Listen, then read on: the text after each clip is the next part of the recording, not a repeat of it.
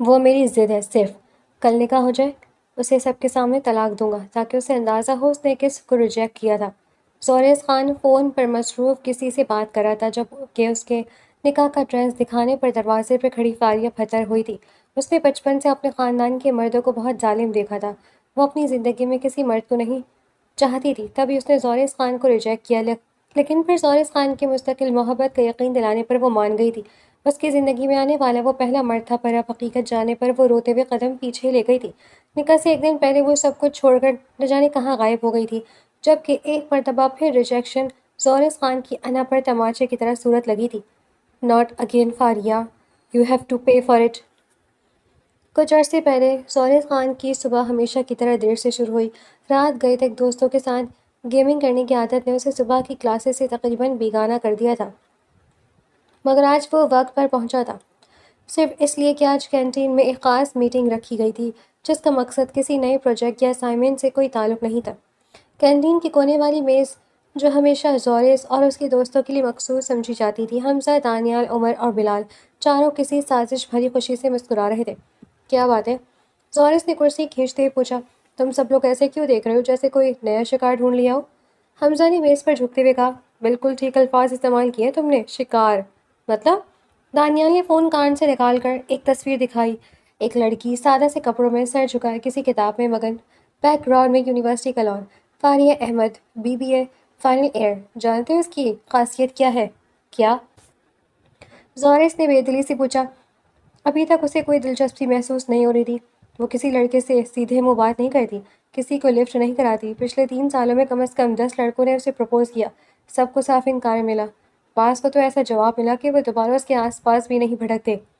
عمر نے بات جاری رکھی۔ "وہ اپنے آپ کو کسی قلعے کی طرح بند رکھتی ہے، کوئی نہیں جانتا وجہ کیا ہے، بس اتنا سب کو معلوم ہے کہ اس کی برف پگھلنا ناممکن ہے۔" زوریس نے کندھے اچکائے۔ "تو مجھے کیوں بتا رہے ہو یہ سب؟" بلال نے شرارت بھری مسکراہٹ کے ساتھ کہا۔ "کیونکہ ہم نے سوچا اگر کوئی اس ناممکن کو ممکن بنا سکتا ہے تو وہ صرف تم ہو۔" میز پر ایک لمحے کے لیے خاموشی چھا گئی، پھر سب ہنس پڑے۔ زوریس نے سر ہلایا۔ "تم لوگ سنجیدہ نہیں ہو سکتے؟" "بالکل سنجیدہ ہیں"۔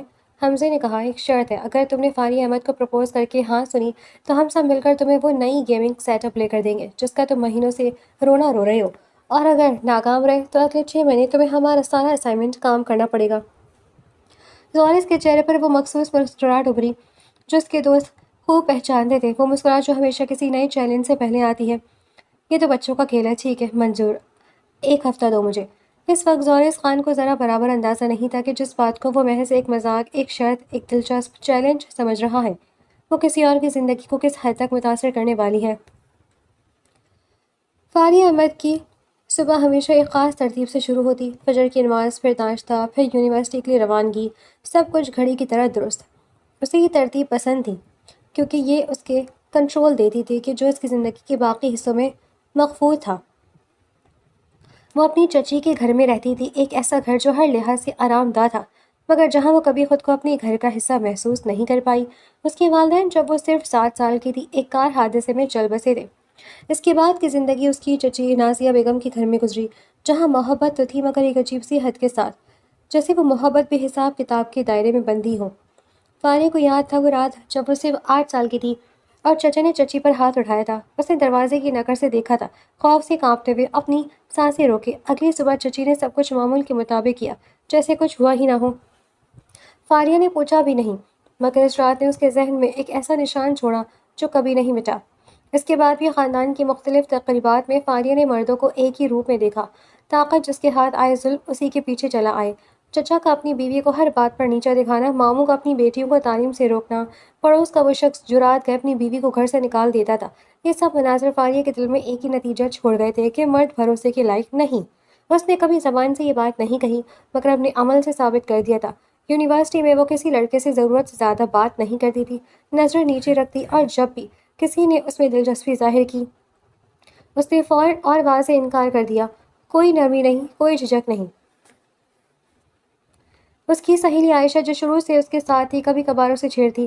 "فاریہ، ہر مرد ایک جیسا نہیں ہوتا، مجھے معلوم ہے"۔ فاریہ ہمیشہ یہی جواب دیتی، "مگر مجھے یہ جاننے کی کوئی خواہش نہیں ہے کہ کون سا مختلف ہے، محفوظ رہنا زیادہ ضروری ہے"۔ عائشہ ہنس دیتی۔ زوریس نے اپنی مہم کا آغاز اسی دن سے کر دیا۔ پہلا کام تھا فاریہ کا شیڈیول معلوم کرنا، جو اس کے لیے کوئی مشکل کام نہیں تھا۔ یونیورسٹی میں ہر کوئی زورس خان کی مدد کرنے کو تیار رہتا۔ تب اسے پتہ چلا کہ فاریہ ہر روز دوپہر کے وقت لائبریری کی مغربی جانب والی میز پر بیٹھتی ہے۔ پہلی ملاقات میں زورس نے کچھ خاص نہیں کہا، بس اس کے قریب گزرا ایک ہلکی سی مسکراہٹ کے ساتھ۔ فاریہ نے نظر اٹھائی، ایک لمحے کے لیے دیکھا اور پھر دوبارہ اپنی کتاب میں گم ہو گئی۔ زورس کو یہ عجیب لگا۔ عام طور پر لڑکیاں اس کی ایک نظر پر ہی متوجہ ہو جاتی، مگر یہاں کوئی رد عمل نہیں تھا۔ دوسرے دن اس نے جان بوجھ کر اسی میز پر بیٹھنے کی کوشش کی۔ کیا یہاں بیٹھ سکتا ہوں؟ باقی جگہیں بھری ہوئی ہیں۔ فاریہ نے ایک نظر پوری لائبریری پر ڈالی، جو حقیقت میں تقریباً خالی تھی۔ اس نے کچھ نہیں کہا، بس اپنی کتابیں تھوڑی سی سمیٹ لیں، جو ایک طرح کی اجازت تھی۔ زورس بیٹھ گیا، مگر بات چیت کی کوئی کوشش نہیں کی، بس اپنی کتاب کھولی، ذہن میں سوچتا رہا کہ اگلا قدم کیا ہو۔ تیسرے دن اس نے ایک چھوٹی سی حرکت کی، جان بوجھ کر اپنی کتابیں گرا دی، جیسے غلطی سے ہاتھ لگ گیا ہو۔ فاریہ نے تھوڑی ہچکچاہٹ کے بعد جھک کر ایک کتاب اٹھائی اور واپس دی۔ شکریہ۔ زورس نے کتاب پکڑتے ہوئے کہا، تم فاریہ ہو نا، BBA فائنل ایئر؟ جی، دو ٹوک جواب۔ میں زورس، مجھے معلوم ہے آپ کون ہیں۔ فاریہ نے بات کاٹتے ہوئے کہا، اپنی چیزیں سمیٹنا شروع کر دیں، ساری یونیورسٹی جانتی ہے آپ کو۔ اور اس سے پہلے کہ زورس کچھ اور کہہ پاتا، وہ اٹھ کر چلی گئی۔ زورس کچھ دیر وہیں بیٹھا رہا، حیرت زدہ۔ یہ پہلی بار تھا کہ کوئی لڑکی اس کی موجودگی سے متاثر ہونے کی بجائے بھاگ کر جا رہی تھی۔ عجیب طور پر اس کے انداز ناراضگی کے بجائے ایک نیا جوش پیدا ہوا۔ چیلنج اب دلچسپ ہونے لگا تھا۔ اگلے 2 ہفتے زورس اپنی حکمت عملی بدلی۔ اس نے سیدھی بات چیت کی کوشش چھوڑ دی اور چھوٹی چھوٹی مہربانیوں کا سہارا لیا۔ کبھی وہ فاریہ کے لیے کینٹین سے چائے بھیج دیتا، کسی جونیئر کے ہاتھ، بغیر اپنا نام بتائے، مگر فاریہ کو معلوم ہوتا کون بھیج رہا ہے۔ کبھی وہ اس کے امتحان کے دن باہر انتظار کرتا، صرف آل دی بیسٹ کہنے کے لیے، اور فوراً چلا جاتا۔ فاریہ نے ہر بار سرد رویہ رکھا، مگر اندر ہی اندر وہ کچھ محسوس کرنے لگی تھی۔ اس نے کبھی زورس کو براہ راست کچھ نہیں کہا، مگر اس کی نظروں میں ایک نئی سختی آ گئی تھی، جیسے وہ خود کو مزید مضبوط کرنے کی کوشش کر رہی ہو۔ عائشہ نے بھی نوٹ کر رہی تھی۔ یہ سب اس لیے ایک دن پوچھ بیٹھی، وہ لڑکا تمہارے پیچھے کیوں پڑا ہے فاریہ؟ مجھے کیا معلوم؟ فاریہ نے جھنجھلا کر کہا، شاید کوئی نیا کھیل ہے اس لڑکا۔ ایسے ہی ہوتے ہیں، جس چیز کو حاصل نہ کر سکیں اس کے پیچھے پڑ جاتے ہیں۔ یا شاید وہ سنجیدہ ہو۔ فاریہ نے سر جھٹک دیا، کوئی سنجیدہ نہیں ہوتا عائشہ، سب کے پیچھے کوئی نہ کوئی مطلب ہوتا ہے۔ مگر رات کو اپنے کمرے میں اکیلی بیٹھتی فاریہ خود سے یہ سوال پوچھتی رہی، کیوں ایک لڑکا اتنی محنت کر رہا ہے، وہ بھی ایسی لڑکی کے لیے جس نے اسے صاف انکار کر دیا؟ وہ کوئی جواب نہ بنا پائی۔ 2 ہفتوں کی مسلسل کوششوں کے بعد زورس نے فیصلہ کیا کہ وہ وقت آ گیا ہے۔ اس کے دوست بھی بار بار پوچھ رہے تھے کہ کب تک وہ یہ مشن مکمل کرے گا۔ ایک شام جب یونیورسٹی خالی ہونے لگی تھی اور آسمان نارنجی رنگ اختیار کر چکا تھا، زورس نے فاریہ کا راستہ روکا۔ فاریہ، 1 منٹ رکو۔ فاریہ نے رکتے ہوئے سرد نظروں سے دیکھا، کیا بات ہے؟ زورس نے گہری سانس لی، اسے یقین تھا کہ اس کے پاس الفاظ کی کمی نہیں ہوگی، وہ ہمیشہ سے باتیں بنانے میں ماہر تھا۔ میں جانتا ہوں تم مجھ سے دور جانا چاہتی ہو، مگر مجھے لگتا ہے تمہیں بتا دینا چاہیے، مجھے تم پسند ہو فاریہ، شروع سے۔ فاریہ کے چہرے پر کوئی تاثر نہیں آیا، کچھ دیر خاموش کھڑی رہی، پھر آہستہ سے بولی، کیوں؟ سوال غیر متوقع تھا۔ کیوں مطلب؟ وہ الجھا، کیوں پسند ہوں میں آپ کو؟ ہم نے کبھی سیدھے منہ بات نہیں کی، آپ مجھے جانتے تک نہیں۔ زورس کچھ لمحے کے لیے چپ ہو گیا، کیونکہ سچ یہ تھا کہ اس کے پاس اس سوال کا کوئی حقیقی جواب نہیں تھا۔ کبھی کبھی محبت کے لیے وقت نہیں چاہیے ہوتا، بس احساس چاہیے ہوتا ہے۔ فاریہ نے ایک لمبی سانس لی اور جب بولی تو اس کی آواز میں وہ ٹھنڈک تھی جو زورس نے پہلے کبھی محسوس نہیں کی تھی۔ زورس خان، مجھے معلوم ہے آپ کی شہرت کیا ہے، آپ ہر ہفتے کسی نئی لڑکی کے پیچھے ہوتے ہیں۔ مجھے آپ کا یہ احساس کچھ عجیب سا لگ رہا ہے، شاید اس لیے کہ میں نے کبھی آپ کو منہ نہیں لگایا، اور شاید آپ کو یہی چیز چیلنج لگی ہو۔ زورس کے چہرے کا رنگ بدل گیا، ایسا نہیں ہے، میں نے انکار کیا، فاریہ نے صاف اور واضح لہجے میں کہا، بغیر کسی جھجک کے، اور امید کرتی ہوں کہ آپ سمجھ جائیں گے کہ یہ حتمی جواب ہے، آئندہ مجھ سے یہ موضوع نہ چھیڑیے گا۔ اور وہ مڑ کر چلی گئی تھی، اپنے قدموں کی رفتار برقرار رکھتے ہوئے پیچھے مڑ کر دیکھے بغیر۔ زورس وہیں کھڑا رہا، اس کے چہرے پر وہ تاثر تھا جو اس نے کبھی محسوس نہیں کیا تھا، رد کیے جانا، سیدھا، بغیر کسی نرمی کے رد کیے جانا۔ اس کے گانوں میں فاریہ کے الفاظ گونجتے رہے، شاید یہی چیز آپ کو چیلنج لگی ہو۔ سچ تو یہ تھا کہ فاریہ نے وہ بات کہہ دی تھی جسے زورس کو تسلیم کرنے سے کترا رہا تھا۔ اس رات زورس اپنے کمرے میں اکیلا بیٹھا رہا، دیر تک۔ اس کا فون بار بار بج رہا تھا، دوستوں کے پیغامات پوچھ رہے تھے کیا ہوا، کامیابی ملی یا نہیں۔ اس نے کسی کا جواب نہیں دیا، اندر ہی اندر ایک عجیب سی آنکھ سلگ رہی تھی۔ زورس خان جیسے کبھی کسی چیز کے لیے نہیں سننا پڑا تھا۔ آج ایک لڑکی نے، جیسے اس نے محض ایک شرط کے طور پر دیکھا تھا، اسے مکمل طور پر رد کر دیا تھا، اور وہ رد بھی ایسا کہ اس کی نیت پر سوال اٹھاتا۔ اگلی صبح جب وہ کینٹین پہنچا، اس کے دوست پہلے سے وہاں موجود تھے۔ تو کیا ہوا؟ حمزہ نے آنکھوں میں چمک لیے پوچھا۔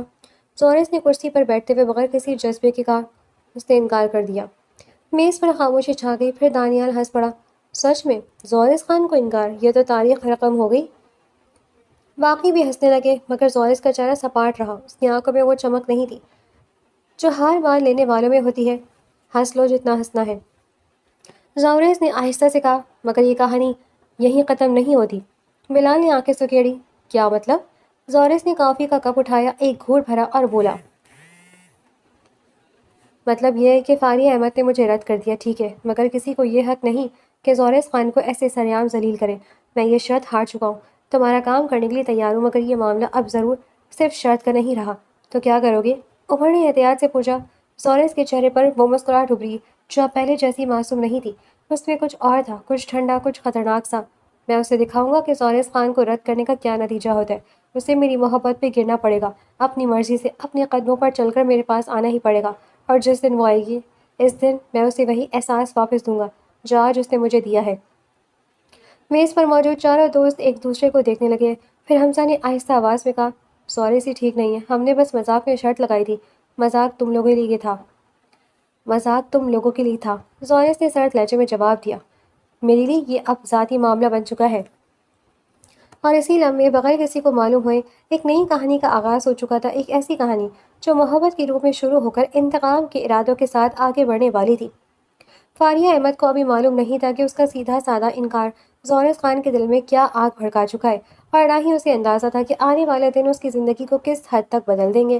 زورس خان نے اپنی حکمت عملی بدل ڈالی، اب یہ کوئی جذباتی کھیل نہیں تھا، بلکہ ایک سوچا سمجھا منصوبہ تھا، ٹھنڈے دماغ سے بنایا گیا۔ اس نے فاریہ کے بارے میں مزید معلومات اکٹھی کرنی شروع کی، نہ صرف اس کا شیڈول بلکہ اس کی عادات، پسند ناپسند، اور وہ چھوٹی چھوٹی باتیں جو اسے دوسروں سے مختلف بناتی تھی۔ اس نے معلوم کیا کہ فاریہ کو کتابیں پڑھنے کا شوق ہے، خاص طور پر تاریخی ناول، کہ وہ ہر جمعے کی شام کسی NGO میں رضاکارانہ طور پر بچوں کو پڑھاتی ہے۔ اسے کافی پسند نہیں، بلکہ وہ سادہ دودھ پیتی، چائے پسند ہے۔ یہ سب چھوٹی چھوٹی تفصیلات زورس کے لیے ہتھیار بن گئی۔ تم واقعی اس معاملے کو اتنی سنجیدگی سے لے رہے ہو؟ دانیال نے ایک دن پوچھا جب اس نے زورس کو فاریہ کی پسندیدہ کتاب کی فہرست بناتے دیکھا۔ سنجیدگی نہیں، حکمت عملی، زورس نے بغیر نظریں اٹھائے جواب دیا۔ جنگ جیت نکلی، دشمن کو جاننا ضروری ہے۔ دشمن؟ دانیال نے آبرو جھکائے۔ یار وہ صرف ایک لڑکی ہے جس نے تمہیں انکار کیا، اتنا کیوں لے رہی ہو دل پر؟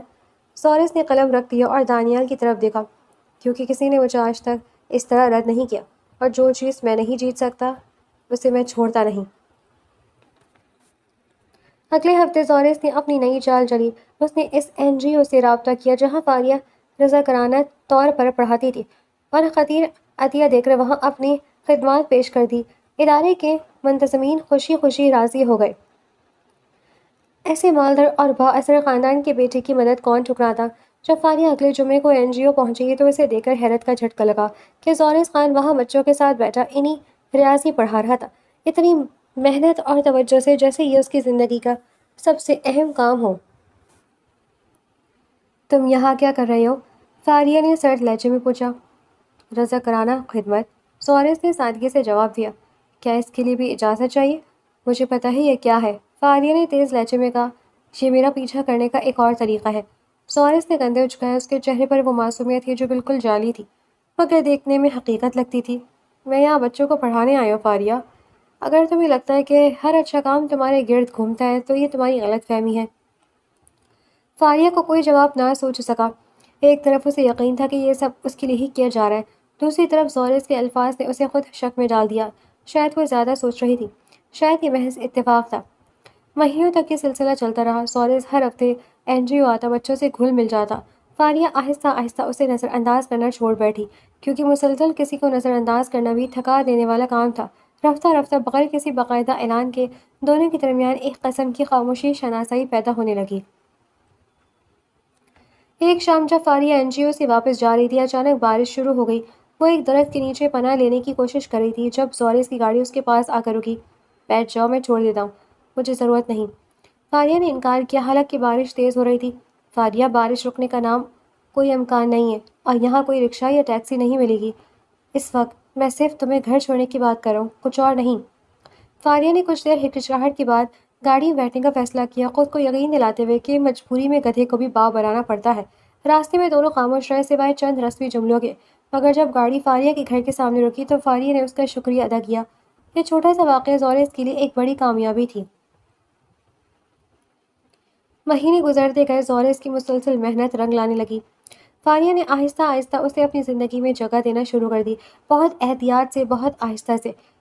وہ اب کبھی کبھار اس سے باتیں کر لیتی، کبھی مسکرا بھی دیتی، اگرچہ فوراً اس مسکراہٹ کو چھپانے کی کوشش کرتی۔ عائشہ نے ایک دن حیرت سے پوچھا، فاریہ تم واقعی بدل رہی ہو، کیا ہوا تمہیں؟ کچھ نہیں، فاریہ نے جھیپتے ہوئے کہا، بس شاید میں غلط تھی اس کے بارے میں، وہ باقی لڑکوں جیسا نہیں ہے۔ عائشہ نے کچھ نہیں کہا، مگر اس کے چہرے پر تشویش کے آثار تھے جنہیں فاریہ نے نظر انداز کر دیا۔ اس دوران زورس کا اصل مقصد کبھی نہیں بدلا۔ ہر رات اپنے کمرے میں اکیلا بیٹھ کر وہ اپنے دوستوں کو یاد دلاتا کہ یہ سب ایک منصوبہ ہے، انتقام کی ایک لمبی، صبر آزما کوشش۔ جتنی گہری وہ گرے گی، اس نے ایک بار حمزہ سے کہا تھا، اتنا ہی زیادہ درد ہوگا جب وہ ٹوٹے گی۔ مگر سچ یہ تھا کہ وقت کے ساتھ ساتھ زورس خود بھی الجھنے لگا تھا۔ فاریہ کے ساتھ کی اس کی خودداری، اس کا ہر کام سوچ سمجھ کر کرنا، اس کا بچوں کے ساتھ محبت سے پیش آنا، یہ سب کچھ ایسا تھا جو زورس نے پہلے کبھی کسی لڑکی میں نہیں دیکھا تھا۔ کبھی کبھار رات کی خاموشی میں وہ خود سے پوچھتا کہ کیا یہ صرف انتقام ہے یا کچھ اور بھی، مگر ہر بار وہ اس سوال کو چھڑک دیتا، خود کو یاد دلاتا کہ محبت کمزوری ہے اور وہ کمزور نہیں بن سکتا۔ 1 سال کا عرصہ گزر گیا۔ اس دوران زورس اور فاریہ کا رشتہ ایک عجیب موڑ پر پہنچ چکا تھا۔ زورس نے باقاعدہ طور پر دوبارہ اظہار محبت کیا، اس بار مکمل تیاری کے ساتھ، ہر لفظ سوچ سمجھ کر چنا گیا۔ یونیورسٹی کے پیچھے والے باغ میں، جہاں سورج ڈھل رہا تھا اور ہلکی ہوائیں چل رہی تھیں، زورس نے فاریہ کا ہاتھ تھاما۔ فاریہ، مجھے معلوم ہے تم نے پہلے مجھے رد کیا تھا، اور مجھے یہ بھی معلوم ہے کہ تمہاری وجوہات کیا تھی۔ میں نے اتنا وقت لیا کیونکہ میں تمہیں یہ دکھانا چاہتا تھا کہ میں سنجیدہ ہوں۔ میں تمہیں یقین دلاتا ہوں، میں تمہارے سے زندگی بھر رہوں گا، تمہیں کبھی وہ درد نہیں دوں گا جو تمہارے ماضی نے تمہیں دیا۔ فاریہ کی آنکھوں میں آنسو آ گئے۔ وہ برسوں سے بنائی گئی دیوار جو اس نے بچپن سے اپنے ارد گرد کھڑی کر رکھی تھی، آج مکمل طور پر گرنے کے قریب تھی۔ اگر میں نے تم پر بھروسہ کیا ہے اور تم نے مجھے چھوڑ دیا تو تم مجھے کبھی معاف نہ کرنا، زورس نے کہا۔ اس کی آواز میں وہ یقین تھا جو کسی جھوٹ میں نہیں ہو سکتا تھا، کیونکہ اس لمحے شاید پہلی بار وہ خود بھی اپنے الفاظ پر یقین کرنے لگا تھا۔ مگر ایسا نہیں ہوگا، فاریہ نے آہستہ سے سر ہلایا۔ ہاں، کہہ دیا۔ اس دن اس نے پہلی بار خود کو اس خوف سے آزاد محسوس کیا جو اس نے بچپن سے پالا تھا۔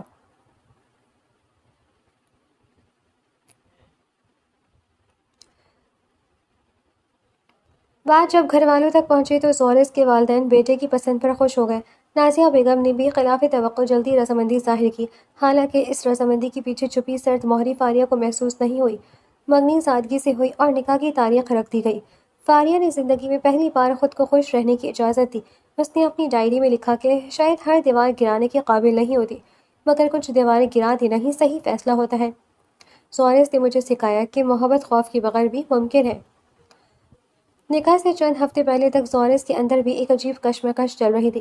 اس کے دوست بار بار اسے یاد دلاتے کہ اصل کھیل ابھی باقی ہے، کہ نکاح کے دن سب کے سامنے فاریہ کو ذلیل کرنا ہی اصل مقصد تھا۔ زورس نے ہر بار سر ہلا کر تصدیق کی، مگر اندر ہی اندر ایک آواز مسلسل اسے روکنے کی کوشش کرتی رہی، وہ آواز جسے وہ نظر انداز کرتا رہا۔ یار، تم واقعی یہ کرو گے؟ حمزہ نے ایک رات پوچھا جب وہ دونوں اکیلے بیٹھے تھے۔ میرا مطلب ہے، اتنا وقت گزارنے کے بعد کیا تمہیں لگتا نہیں کہ تمہیں اس سے کچھ محسوس ہونے لگا ہے؟ زورس نے گلاس میں سے پانی میں گھمایا، نظریں نیچے رکھے۔ محسوس ہونا اور کرنا دو الگ چیزیں ہیں حمزہ۔ میں نے وعدہ کیا تھا اپنے آپ سے، خود کو یاد دلانا تھا کہ کوئی مجھے ذلیل نہیں کر سکتا۔ فاریہ نے وہ کیا، اسے قیمت چکانی ہوگی۔ مگر اس کی آواز میں وہ یقین نہیں تھا جو مہینوں پہلے ہوتا تھا۔ نکاح سے ایک رات پہلے فاریہ اپنا نکاح کا جوڑا لے کر زورس کے کمرے کی طرف گئی تاکہ اسے دکھا سکے۔ ایک چھوٹی سی خوشی بانٹنے کے لیے وہ خوش تھی، پرجوش تھی۔ اسے لگتا تھا کہ کل کے بعد اس کی زندگی ہمیشہ کے لیے بدل جائے گی۔ دروازہ ہلکا سا کھلا تھا اور اندر سے زورس کی آواز آ رہی تھی، وہ لہجہ، وہ سرد لہجہ جو فاریہ نے پہلے کبھی نہیں سنا تھا۔ اس نے فاریہ کے قدم روک دیے۔ وہ میری ضد ہے، صرف کل نکاح ہو جائے، اسے سب کے سامنے طلاق دوں گا تاکہ اسے اندازہ ہو اس نے کس کو ریجیکٹ کیا تھا۔ فاریہ کا دل دھڑکنا بھول گیا۔ اس نے دیوار سے ٹیک لگا لی، سانس روکے، مزید سننے لگی۔ دوسری طرف سے کچھ کہا گیا ہوگا کیونکہ سوریس ہنس پڑا، وہ ہنسی جو فاریہ نے کبھی محسوس نہیں کی تھی، اتنی خالی، اتنی بے رحم۔ ہاں یار، شروع سے ہی یہی پلان تھا۔ 2 سال لگ گئے مگر آخرکار جیت گیا۔ کل کے بعد ساری یونیورسٹی جان جائے گی کہ زوریس خان کو رد کرنے کی کیا قیامت ہوتی ہے۔ فاریہ کے ہاتھوں میں پکڑا ہوا نکاح کا جوڑا کانپنے لگا، اس کی آنکھوں کے سامنے سب کچھ گھومنے لگا۔ 2 سال کی تمام یادیں، وہ چائے جو وہ بھیجتا، وہ الفاظ جن پر فاریہ نے یقین کیا تھا، سب کچھ ایک لمحے میں جھوٹ ثابت ہو گیا۔ اس کے ہاتھ سے جوڑا فرش پر گر گیا اور اس کے ساتھ ہی اس کے اندر بنایا گیا وہ محل بھی زمین بوس ہو گیا جو اس نے مہینوں کی محنت سے تعمیر کیا تھا۔ اس کے قدم خود بخود پیچھے ہٹنے لگے، سانس رکنے لگی، آنکھوں میں آنسو امڑ آئے، مگر وہ رونا بھی نہیں چاہتی تھی، کم از کم اس گھر میں نہیں جہاں اس کی تذلیل کا منصوبہ بنایا جا رہا تھا۔ وہ چپ چاپ جتنی تیزی سے ممکن ہو سکا وہاں سے نکل گئی، پیچھے مڑ کر دیکھے بغیر، یہ جانے بغیر کہ اگلے چند گھنٹے اس کی زندگی کا سب سے بڑا امتحان بننے والے ہیں۔ فاریہ کے قدم زوریس کے کمرے سے نکل کر برآمدے میں پہنچے تو اس کی ٹانگیں کانپ رہی تھی۔ اسے سمجھ نہیں آ رہا تھا کہ وہ کہاں جائے، کیا کرے، ذہن میں ایک ہی جملہ بار بار گونج رہا تھا: 2 سال لگ گئے مگر آخرکار جیت گیا۔ 2 سال کی محبت، 2 سال کا اعتماد، 2 سال کا وہ ہر لمحہ جو اس نے سوچا تھا حقیقی تھا، سب ایک منصوبے کا حصہ تھا، ایک انتقام جو اسے سریعام ذلیل کرنے کے لیے بنایا گیا تھا۔ اس نے اپنے آنسو روکنے کی کوشش کی مگر ناکام رہی۔ راستے میں گاڑی میں بیٹھے بیٹھے وہ خاموشی سے روتی رہی۔ ڈرائیور نے کچھ پوچھنے کی جرات نہیں کی، صرف اتنا محسوس کیا کہ کچھ غلط ہوا ہے۔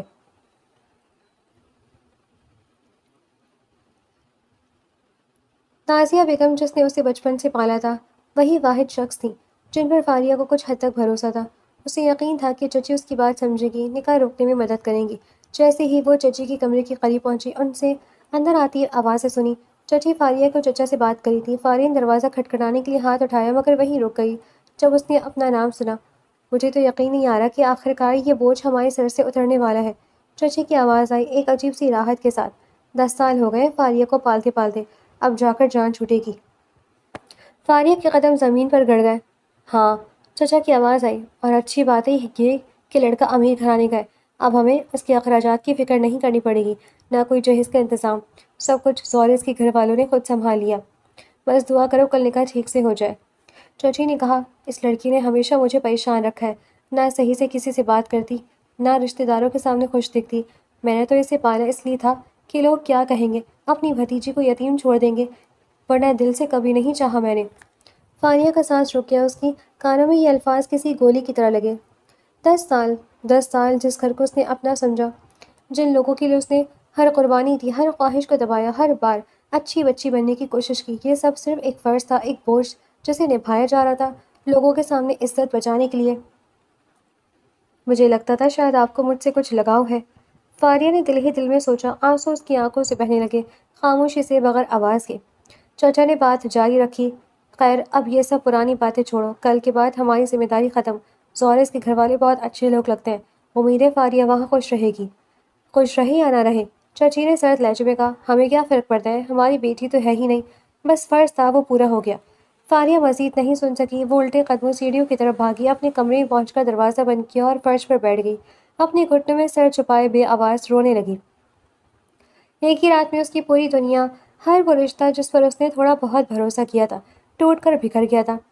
زوریس جس سے اس نے محبت کی وہ ایک منصوبہ تھا، چچی جس نے اس نے ماں کی طرح سمجھا تھا، اس کے لیے وہ صرف ایک بوجھ تھی جس سے جان چھڑانے کا انتظار کیا جا رہا تھا۔ نہ جانے کتنے گھنٹے وہ اسی حالت میں بیٹھی رہی، رونے کی سکت بھی ختم ہو گئی، پھر اچانک اس کے اندر کچھ بدلا، خوف اور دکھ کی جگہ ایک عزم۔ میں اپنے آپ سے وعدہ کرتی ہوں، اس نے آہستہ سے خود سے کہا، آنسو صاف کرتے ہوئے، کبھی کسی پر بھروسہ نہیں کروں گی، لیکن میں نے وہ وعدہ توڑا، اب دوبارہ نہیں توڑوں گی۔ اس نے اپنی الماری کھولی، ایک بیگ نکالا اور خاموشی سے ضروری چیزیں سمیٹنا شروع کر دیں، کچھ کپڑے، اپنی تعلیمی اسناد، تھوڑی سی رقم جو اس نے مہینوں سے بچائی تھی، ٹیوشن پڑھانے سے کمائی ہوئی رقم جسے وہ کبھی کبھار کسی ضرورت مند کی مدد کے لیے بھی نکال لیتی، مگر آج اس کی اپنی ضرورت آن پڑی تھی۔ اس کے پاس زیادہ رقم نہیں تھی مگر اتنی ضرور تھی کہ وہ کچھ دن گزار سکے، کوئی راستہ ڈھونڈ سکے۔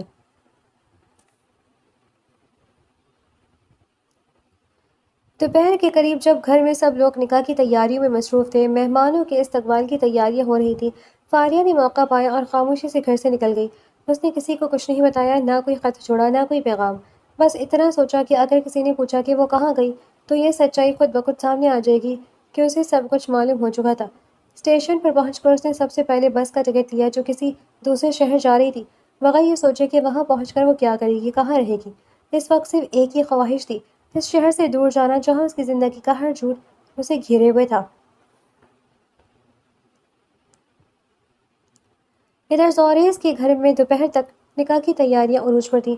رشتے دار آنے لگے تھے، مہمان خانہ سج چکا تھا، کھانے کا انتظام مکمل ہو چکا تھا۔ زوریز خود بھی صبح سے مصروف تھا، مگر اس کے ذہن میں بار بار وہ کشمکش لوٹ آتی جو گزشتہ کئی ہفتوں سے اسے پریشان کیے ہوئے تھی۔ اس نے کل رات جو بات کی تھی فون پر اپنے پرانے دوست عثمان سے، جو اس کی سازش کا واحد رازدار تھا، وہ اس کے ذہن میں مسلسل گونج رہی تھی۔ کیا وہ واقعی ایسا کر سکتا تھا؟ اتنے مہینوں کی محبت کے بعد، اتنی قربت کے بعد، کیا وہ سچ میں فاریہ کو سرعام ذلیل کر سکتا تھا؟ اس کا دل کہتا تھا نہیں، مگر اس کی انا، وہ پرانا زخم جو فاریہ کے پہلے انکار سے لگا تھا، ابھی تک تازہ تھا۔ وہ خود کو یاد دلاتا رہا کہ یہ سب اسی انکار کی سزا ہے۔ شام کے قریب جب گھر میں چہل پہل بڑھنے لگی، زوریز کے موبائل پر ایک کال آئی، نازیہ بیگم کی کال۔ اس نے فوراً کال ریسیو کی، سوچا شاید کوئی رسمی بات ہوگی۔ زوریز بیٹا، نازیہ بیگم کی آواز میں گھبراہٹ تھی۔ فاریہ گھر پر نہیں ہے؟ کیا مطلب نہیں ہے؟ زوریز کے ماتھے پر بل پڑ گئے۔ صبح سے کسی نے اسے نہیں دیکھا، اس کا کمرہ خالی ہے، کچھ کپڑے اور چیزیں غائب ہیں، ہمیں لگتا ہے وہ گھر چھوڑ کر چلی گئی ہے۔ کیا؟ کیوں؟ کوئی وجہ؟ ہمیں کچھ معلوم نہیں۔ نازیہ بیگم کی آواز میں اب پریشانی کے ساتھ ساتھ ایک عجیب سی جھنجھلاہٹ بھی تھی، جیسے وہ اپنی عزت بچانے کی فکر میں زیادہ ہوں بنسبت فاریہ کی حفاظت کے۔ بس اتنی امید ہے کہ وہ جلد واپس آ جائے، ورنہ ہماری تو ناک کٹ جائے گی سب کے سامنے۔ زوریز نے فون بند کر دیا اور کچھ لمحے وہیں کھڑا رہا، پھر اس نے فوراً عثمان کو فون کیا۔ تم نے کسی کو کچھ بتایا تو نہیں؟ نہیں یار، میں نے کسی کو کچھ نہیں بتایا، عثمان نے حیرانی سے جواب دیا۔ کیوں، کیا ہوا؟ زوریز نے فون کاٹ دیا اور اپنے کمرے میں بیٹھ کر سوچنے لگا۔ اسے یاد آیا کل رات اسی کمرے میں اس نے عثمان سے فون پر بات کی تھی، وہی بات جس میں اس نے اپنے پورے منصوبے کا اظہار کیا تھا۔ کیا دروازہ کھلا تھا؟ کیا کوئی سن سکتا تھا؟ اسے یاد آیا کہ فاریہ نے کہا تھا وہ آج کچھ خاص دکھانے آئی تھی، اپنا نکاح کا جوڑا۔ کیا وہ کل رات آئی تھی؟ کیا اس نے سب سن لیا تھا؟ زوریز کے چہرے کا رنگ فک ہو گیا۔ اس نے فوراً باہر جا کر ملازمین سے پوچھا کہ کیا کل رات کو اسی کمرے کے دروازے کے قریب آیا تھا۔ ایک نوکرانی بتایا کہ ہاں، فاریہ باجی رات کو ایک بیگ لے کر آئی تھی، مگر واپس چلی گئی۔ زوریز کو یقین ہو گیا فاریہ نے سب کچھ سن لیا تھا۔ اس رات جب نکاح کی تقریب منسوخ ہو چکی تھی، دونوں خاندانوں میں سراسیمگی پھیل چکی تھی، مہمانوں کو معذرت کے ساتھ واپس بھیجا جا رہا تھا۔ زوریز اپنے کمرے میں اکیلا بیٹھا بار بار وہی لمحہ یاد کر رہا تھا۔ اس کی انا کی جیت اس کے دل کی شکست میں بدل چکی تھی۔ اسے احساس ہونے لگا کہ جو کچھ اس نے شروع میں انتقام سمجھ کر شروع کیا تھا، وہ کب حقیقی محبت میں بدل گیا اسے خود بھی معلوم نہیں ہوا، اور اب جب اسے یہ احساس ہوا تب تک بہت دیر ہو چکی تھی۔ وہ لڑکی جسے وہ سچ میں چاہنے لگا تھا، اس کی بیوقوفی کی وجہ سے، اس کی انا کی وجہ سے اسے چھوڑ کر جا چکی تھی، کہیں دور، اکیلی، ٹوٹے دل کے ساتھ۔ اس نے فاریہ کو فون کیا، مگر نمبر بند تھا۔ اس نے میسج بھیجے، ایک کے بعد ایک، معافی کے الفاظ، وضاحتیں، مگر کوئی جواب نہیں آیا۔ باہر برآمدے میں حمزہ اور باقی دوست آ چکے تھے۔ زوریز، ہمیں افسوس ہے یار، حمزہ نے کہا، ہم نے سوچا بھی نہیں تھا کہ یہ سب اتنا آگے بڑھ جائے گا۔ زوریز نے سر اٹھایا، اس کی آنکھیں سرخ تھیں۔ یہ تمہاری غلطی نہیں حمزہ، یہ میری غلطی ہے۔ میں نے ایک اچھی لڑکی کی زندگی کے ساتھ کھیلنے کی کوشش کی، اور اب مجھے اس کی قیمت چکانی پڑے گی۔ اس نے فیصلہ کیا کہ وہ فاریہ کو ڈھونڈے گا، جہاں بھی ہو، اسے سچی معافی مانگے گا، چاہے اسے پوری زندگی لگ جائے، مگر اسے یہ اندازہ نہیں تھا کہ فاریہ کو ڈھونڈنا اتنا آسان نہیں ہوگا، اور نہ ہی اسے معلوم تھا کہ فاریہ کی زندگی اب ایک بالکل نئے راستے پر چل نکلی ہے، ایک ایسا راستہ جہاں وہ خود کو دوبارہ سے تعمیر کرنے کی کوشش کرے گی، بغیر کسی مرد کے سہارے کے۔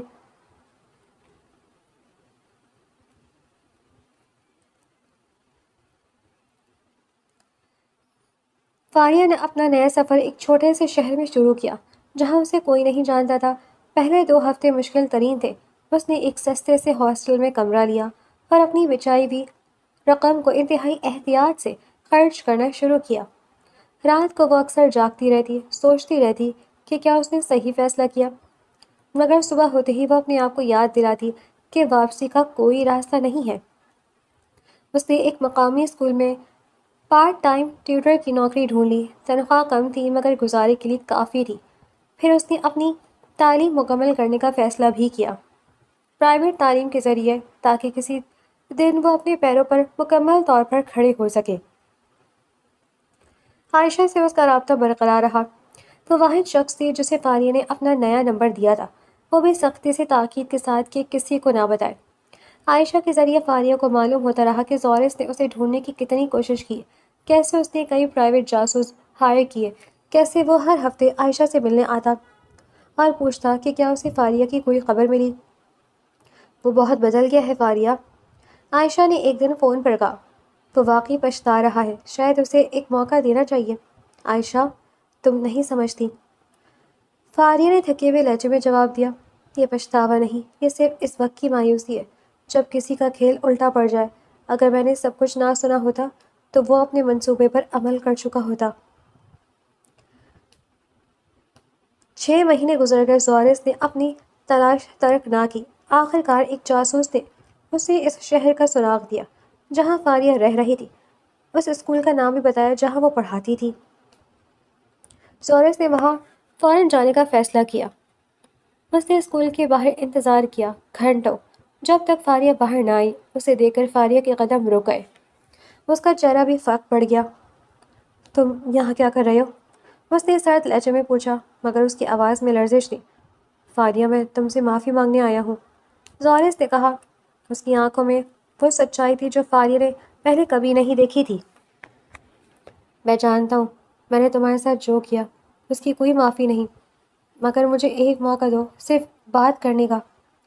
فاریہ نے انکار کرنا چاہا، مگر زورس نے التجا کی، اور پھر وہ ایک قریبی پارک میں بیٹھ کر بات کرنے پر راضی ہو گئے۔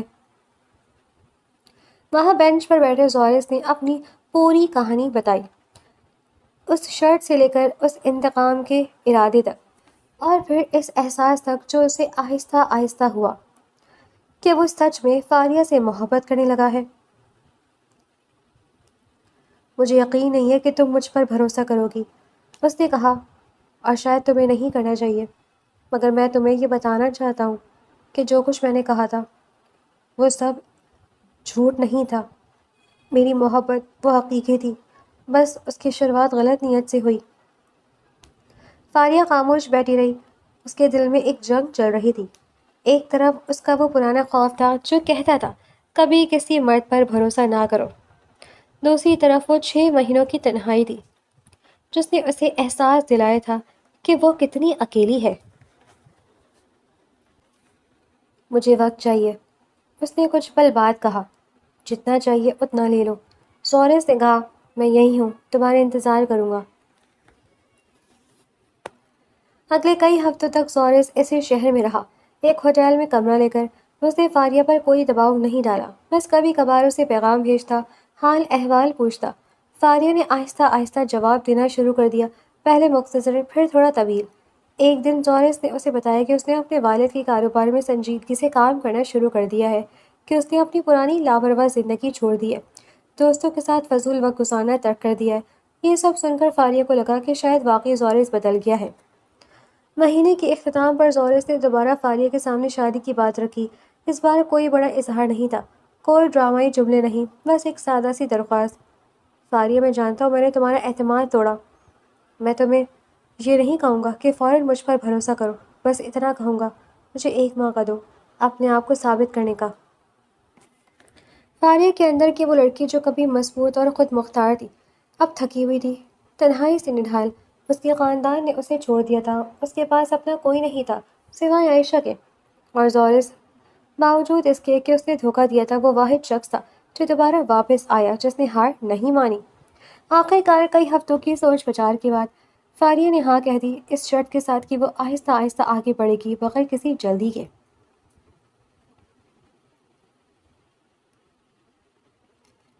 شادی سادگی سے ہوئی، صرف چند قریبی لوگوں کی موجودگی میں۔ فاریہ کے خاندان میں سے کوئی نہیں آیا، اس نے خود انہیں مدعو نہیں کیا تھا۔ زورس کے والدین خوش تھے، انہیں لگا کہ آخر کار ان کا بیٹا سیدھے راستے پر آ گیا ہے۔ شروع کے چند ہفتے اچھے گزرے، زورس نے فاریہ کا بہت خیال رکھا، اسے نئے شہر نئے گھر میں ایڈجسٹ ہونے میں مدد کی، مگر آہستہ آہستہ وقت کے ساتھ ساتھ زورس کا وہ پرانا روپ واپس آنے لگا۔ کاروبار کی ذمہ داری بڑھنے کے ساتھ زورس چڑچڑا ہونے لگا، اس کی زبان میں وہ نرمی نہیں رہی جو کبھی ہوا کرتی تھی۔ چھوٹی چھوٹی باتوں پر وہ فاریہ سے سختی سے بات کرتا، اگر کھانا وقت پر تیار نہ ہوتا، اگر گھر ٹھیک سے صاف نہ ہوتا، اگر فاریہ کی کوئی رائے اس کی رائے سے مختلف ہوتی تو زورس کا لہجہ سخت ہو جاتا۔ تمہیں سمجھ نہیں آتی فاریہ، وہ اکثر کہتا، میں دن بھر باہر کام ہوں اور گھر آ کر بھی سکون نہیں ملتا۔ فاریہ ابتدا میں یہ سب برداشت کرتی رہی، خاموشی سے، یہ سوچ کر کہ شاید یہ عارضی ہے، شاید کاروبار کا دباؤ ہے، شاید وقت کے ساتھ ساتھ ٹھیک ہو جائے گا۔ اس نے کبھی اپنی بات کھل کر نہیں کی کیونکہ برسوں کی خاموشی، برسوں کا دبایا جانا اسے یہ سکھایا جا چکا تھا کہ اپنی آواز اٹھانے کا کوئی فائدہ نہیں۔ 1 سال کے اندر رشتہ مزید بگڑ گیا۔ زورس کبھی کبھار دیر رات گھر آتا بغیر کسی وضاحت کے۔ فاریہ نے کبھی سوال نہیں کیا، اسے ڈر تھا کہ سوال کرنے پر پھر جھگڑا ہوگا۔ زورس کی سختی صرف زبانی نہیں رہی تھی، وہ اکثر فاریہ کی رائے کو مکمل طور پر نظر انداز کر دیتا، اس کے فیصلوں کا مذاق اڑاتا۔ تم کبھی کچھ صحیح نہیں کر سکتی، اس نے ایک دن کہا جب فاریہ نے گھر کے کچھ نئے پردے خریدے تھے جو زورس کو پسند نہیں آئے تھے۔ تمہارا ذوق ہمیشہ سے خراب رہا ہے۔ فاریہ نے کچھ نہیں کہا، بس چپ چاپ پردے واپس کر دیے۔ اندر ہی اندر وہ سکڑتی جا رہی تھی۔ وہ خود مختار لڑکی تھی جو کبھی اپنی رائے پر ڈٹی رہتی تھی، اب ہر بات پر خاموش رہنے لگی تھی۔ عائشہ جو کبھی کبھار ملنے آتی تھی، اس نے یہ تبدیلی محسوس کی۔ فاریہ تم ٹھیک ہو؟ تم بہت خاموش رہنے لگی ہو۔ میں ٹھیک ہوں، فاریہ نے مصنوعی مسکراہٹ کے ساتھ کہا، وہی جواب جو وہ ہر بار دیتی تھی۔ اسے اپنے حالات کسی کو بتانے میں شرم آتی کیونکہ اس نے خود یہ رشتہ چنا تھا، خود زورس پر دوبارہ بھروسہ کیا تھا۔ اسے لگتا تھا کہ اگر وہ اپنی تکلیف کا اظہار کرے گی تو لوگ کہیں گے ہم نے پہلے ہی کہا تھا۔ زورس کے دوست بھی کبھی کبھار گھر آتے اور ان کے سامنے زورس کا رویہ بالکل مختلف ہوتا، ہنسی مذاق خوش اخلاقی، مگر جیسے ہی دروازہ بند ہوتا اور صرف وہ دونوں رہ جاتے، وہی سختی، وہی بے پرواہی واپس آ جاتی۔ تم نے میرے سامنے میری بات کیوں کاٹی؟ ایک رات زورس نے پوچھا جب فاریہ نے دوستوں کے سامنے کسی موضوع پر اپنی رائے دی تھی۔ میں نے صرف اپنی رائے دی تھی، فاریہ نے آہستہ سے کہا، مجھے پرواہ نہیں تمہاری رائے کی، جب میں بات کروں تم چپ رہا کرو۔ فاریہ کی آنکھوں میں آنسو آ گئے مگر اس نے خود کو روک لیا، وہ جانتی تھی رونے سے کچھ نہیں بدلے گا۔ وقت گزرتا گیا اور فاریہ کی زندگی ایک خاموش خول میں سمٹتی گئی۔ اس نے اپنی تعلیم جو مکمل کرنے کا سوچا تھا وہ بھی روک دی کیونکہ زورس نے کہا تھا اسے گھر پر توجہ دینی چاہیے، باہر کے کاموں میں وقت ضائع نہیں کرنا چاہیے۔ اس نے اپنی ٹیوشن کی نوکری بھی چھوڑ دی اسی وجہ سے۔ فاریہ کی دنیا اب صرف گھر کی 4 دیواری کی تک محدود ہو گئی تھی۔ وہ صبح اٹھتی، ناشتہ بناتی، گھر سنبھالتی، زورس کے آنے کا انتظار کرتی اور رات کو سونے سے پہلے یہی سوچتی کہ کل کیا غلط ہوگا جس پر اسے دوبارہ وہی سب سننا پڑے گا۔ ایک دن جب زورس کاروبار کے سلسلے میں کسی اور شہر گیا ہوا تھا، فاریہ اکیلی گھر میں بیٹھی اپنی پرانی ڈائری نکال کر پڑھنے لگی، وہ ڈائری جس میں اس نے نکاح سے پہلے لکھا تھا، شاید ہر دیوار گرانے کے قابل نہیں ہوتی مگر کچھ دیواریں گرا دے رہی صحیح فیصلہ ہوتا ہے۔ اس نے تلخی سے مسکرا کر سوچا، میں کتنی غلط تھی۔ اسی رات اس نے اپنی زندگی کا محاسبہ کرنا شروع کیا۔ اس نے سوچا کہ وہ کیا بن گئی ہے، وہ لڑکی جو کبھی اپنی رائے پر ڈٹی رہتی تھی، جو کسی سے دبتی نہیں تھی، آج وہی لڑکی خاموشی سے ہر ظلم سہ رہی ہے، بالکل اسی طرح جیسے اس کی چچی نے سہا تھا، جیسے اس نے بچپن میں اپنے ارد گرد کی عورتوں کو سہتے دیکھا تھا۔ میں نے وہی زندگی چن لی جس سے بھاگنے کی کوشش کی تھی، اس نے خود سے کہا۔ آنسو اس کے گالوں پر بہنے لگے مگر اس رات رونے کے ساتھ ساتھ اس کے اندر کچھ اور بھی جاگا، وہی پرانی طاقت، وہی خودداری جو کبھی اس کی پہچان تھی۔ اس نے فیصلہ کیا کہ وہ مزید ایسی زندگی نہیں گزار سکتی جو خوف اور خاموشی پر مبنی ہو۔ اگلی صبح جب زورس واپس آیا، فاریہ نے پہلی بار بہت عرصے بعد اس سے سیدھی بات کرنے کی ہمت جمع کی۔ زورس، ہمیں بات کرنی ہے۔ زورس نے بے دلی سے دیکھا، کیا بات؟ ہمارا رشتہ، یہ ٹھیک نہیں چل رہا، تم مجھ سے جس طرح بات کرتے ہو، جس طرح میری رائے کو نظر انداز کرتے ہو، یہ سب صحیح نہیں ہے۔ زورس نے آنکھیں سکیڑی، یہ سب اچانک کیوں یاد آیا تمہیں؟ اچانک نہیں، فاریہ نے اس بار بغیر لرز سے کہا، یہ بہت عرصے سے میرے اندر اکٹھا ہو رہا تھا، میں نے بہت برداشت کیا زورس، اس امید میں کہ شاید تم بدلو گے، مگر تم نہیں بدلے۔ زورس کے چہرے پر غصہ نمودار ہوا، تمہیں کیا لگتا ہے تم مجھے سکھاؤ گی کہ میں کیسے رہوں؟ میں نے تمہیں سب کچھ دیا، یہ گھر، یہ زندگی، اور تم شکایتیں کر رہی ہو؟ یہی تو مسئلہ ہے، فاریہ نے کہا، اس کی آواز میں اب پہلے سے زیادہ مضبوطی تھی۔ تمہیں لگتا ہے گھر اور پیسہ دینے سے تمہارا فرض پورا ہو جاتا ہے، مگر رشتہ صرف اس چیز کا نام نہیں۔ زورس، عزت، برابری، ایک دوسرے کی بات سننا، یہ بھی ضروری ہے۔ زورس نے کچھ کہنے کے لیے منہ کھولا مگر فاریہ نے اسے بولنے کا موقع نہیں دیا۔ میں نے فیصلہ کر لیا، مجھے مزید یہ زندگی نہیں چاہیے۔ زورس کچھ دیر کے لیے بالکل ساکت کھڑا رہا، جیسے اسے یقین ہی نہ آ رہا ہو کہ فاریہ، وہی فاریہ جو مہینوں سے خاموشی سے سب کچھ سہتی آئی تھی، آج اس کے سامنے کھڑی ہو کر یہ بات کر رہی ہے۔ تم مذاق کر رہی ہو، اس نے آخر کار کہا، اس کی آواز میں بے یقینی تھی۔ نہیں، فاریہ نے سیدھی نظروں سے اسے دیکھتے ہوئے کہا، میں مذاق نہیں کر رہی، میں نے بہت سوچا ہے زورس، رات بھر جا کر سوچا اور مجھے سمجھ آ گیا ہے کہ یہ رشتہ مجھے مار رہا ہے، آہستہ آہستہ اندر ہی اندر۔ زورس کے چہرے پر غصہ اور بے بسی کا امتزاج نظر آیا۔ میں نے تمہیں سب کچھ دیا فاریہ، عزت، محبت، ایک اچھی زندگی، اور اب تم یہ سب چھوڑنا چاہتی ہو صرف اس لیے کہ میں کوئی کبھی کبھار سخت لہجے میں بات کر لیتا ہوں؟ یہ صرف کبھی کبھار نہیں ہے زورس، فاریہ نے کہا، اس کی آواز میں اب کوئی لرزش نہیں تھی۔ یہ ہر روز کی بات ہے، ہر روز مجھے چھوٹا محسوس کرانا، میری رائے کو بے وقت سمجھنا، میری خوشیوں کو نظر انداز کرنا۔ میں نے اپنی تعلیم چھوڑی تمہارے کہنے پر، میں نے اپنی نوکری چھوڑ دی تمہارے کہنے پر، میں نے اپنی ہر خواہش کو دبایا اس امید میں کہ شاید تم خوش ہو جاؤ گے، مگر تم کبھی خوش نہیں ہوئے، اور میں نے اپنے آپ کو مکمل طور پر کھو دیا۔ زورس نے سر جھکا لیا، کہیں نہ کہیں اس کے دل کے کسی کونے میں وہ جانتا تھا کہ فاریہ سچ کہہ رہی ہے، مگر اس کی انا، وہی پرانی انا جو کبھی کسی کو اپنے سے اوپر نہیں دیکھ سکتی تھی، اسے یہ بات ماننے نہیں دے رہی تھی۔ تم یہ گھر چھوڑ کر کہاں جاؤ گی؟ اس نے طنزیہ لہجے میں پوچھا۔ تمہارے پاس تو کچھ بھی نہیں، نہ نوکری، نہ خاندان۔ یہ الفاظ فاریہ کے دل پر تیر کی طرح لگے، مگر اس نے خود کو مضبوط رکھا۔ شاید میرے پاس کچھ نہیں، مگر جو کچھ بھی ہوگا وہ میرا اپنا ہوگا، کسی کے احسان تلے دباوا نہیں۔ اس رات کے بعد گھر میں خاموشی چھا گئی۔ اس نے عائشہ سے رابطہ کیا جو اب ایک اچھی نوکری پر لگ چکی تھی اور اپنے شہر میں مستحکم زندگی گزار رہی تھی۔ فاریہ، تم میرے ساتھ رہ سکتی ہو جب تک تم اپنے پیروں پر کھڑی نہیں ہو جاتی، عائشہ نے فوراً کہا جب فاریہ نے اسے اپنا فیصلہ بتایا۔ مجھے خوشی ہوگی۔ طلاق کا عمل آسان نہیں تھا۔ زورس کے خاندان، خاص طور پر اس کی ماں نے فاریہ کو قائل کرنے کی بہت کوشش کی کہ وہ اپنا فیصلہ واپس لے لے۔ بیٹی، ہر شادی میں اونچ نیچ ہوتی ہے، انہوں نے کہا، تھوڑا صبر کرو، سب ٹھیک ہو جائے گا۔ مگر فاریہ نے اس بار اپنا فیصلہ نہیں بدلا۔ میں نے بہت صبر کیا آنٹی، اب مزید نہیں کر سکتی۔ زورس نے بھی شروع میں مزاحمت کی، کبھی غصے سے، کبھی معافی مانگ کر، کبھی وعدے کر کے کہ وہ بدل جائے گا، مگر فاریہ جانتی تھی کہ یہ وعدے اس نے پہلے بھی سنے تھے اور کچھ نہیں بدلا تھا۔ اس بار وہ مضبوط رہنے، اپنے فیصلے پر ڈٹی رہی۔ آخرکار 3 مہینے کی قانونی کارروائی کے بعد طلاق مکمل ہو گئی۔ جس دن فاریہ نے واقعی کاغذات پر دستخط کیے، اس نے ایک عجیب سا سکون محسوس کیا، جیسے برسوں کا بوجھ اس کے کندھوں سے اتر گیا ہو۔ عائشہ کے گھر جاتے ہوئے گاڑی کی کھڑکی سے باہر دیکھتے ہوئے فاریہ نے خود سے کہا، اب سے میں دوبارہ اپنے آپ کو تلاش کروں گی، وہ لڑکی جو کہیں کھو گئی تھی۔ عائشہ کے گھر میں رہتے ہوئے فاریہ نے اپنی زندگی کو دوبارہ سے پہلے جیسا کرنا شروع کیا۔ سب سے پہلے اس نے اپنی رکی ہوئی تعلیم دوبارہ شروع کی۔ رات کو آن لائن کلاسز لیتی، دن میں ایک چھوٹی سی نوکری کرتی تاکہ کچھ انکم ہو۔ شروع کے مہینے مشکل تھے، کبھی کبھار وہ رات کو اکیلی بیٹھی روتی، ماضی کی یادیں اسے ستاتی، خاص طور پر وہ سوال جو ہر ناکام رشتے کے بعد ذہن میں آتا ہے، کیا میں نے کچھ غلط کیا؟ مگر عائشہ ہمیشہ اس کے ساتھ کھڑی رہی، اسے یاد دلاتی رہی کہ اس نے کچھ غلط نہیں کیا، کہ وہ ایک مضبوط عورت ہے جس نے اپنے آپ کو ایک ٹاکسک رشتے سے نکلنے کی ہمت کی۔ تم نے وہی کیا جو صحیح تھا فاریہ، عائشہ نے ایک رات کہا جب فاریہ خاص طور پر اداس تھی۔ بہت کم لوگوں میں یہ ہمت ہوتی ہے کہ وہ ایسے رشتے سے نکل سکے، خاص طور پر جب معاشرہ ہمیشہ عورت کو ہی صبر کرنے کی تلقین کرتا ہے۔ فاریہ نے آہستہ سے سر ہلایا، اسے آہستہ آہستہ احساس ہونے لگا کہ اس کی طاقت اس کی خاموشی میں نہیں بلکہ اس کی آواز میں تھی، اس کی وہ آواز جو اس نے آخرکار استعمال کی۔ 1 سال کے اندر اندر فاریہ نے اپنی گریجویشن مکمل کر لی اور فوراً بعد ایک اچھی کمپنی میں نوکری بھی حاصل کر لی۔ اس نے اپنا چھوٹا سا اپارٹمنٹ کرائے پر لے لیا اور پہلی بار اپنی زندگی میں مکمل طور پر خود مختار محسوس کیا، کسی کے احسان تلے نہیں، کسی کے فرض کا حصہ نہیں، بلکہ اپنی محنت سے کھڑی کی ہوئی زندگی۔ اس نے اپنے کمرے کی دیوار پر ایک تصویر لگائی، سادہ سی، جس پر لکھا تھا، میں اپنی کہانی کی مصنفہ ہوں، کوئی اور نہیں۔ کام کی جگہ پر فاریہ کی ملاقات ایک ساتھی حیدر رضا سے ہوئی، جو اسی ڈپارٹمنٹ میں سینئر پوزیشن پر تھا۔ حیدر کا مزاج بالکل مختلف تھا، نرم، صابر، اور سب سے اہم بات، وہ فاریہ کی رائے کی قدر کرتا تھا۔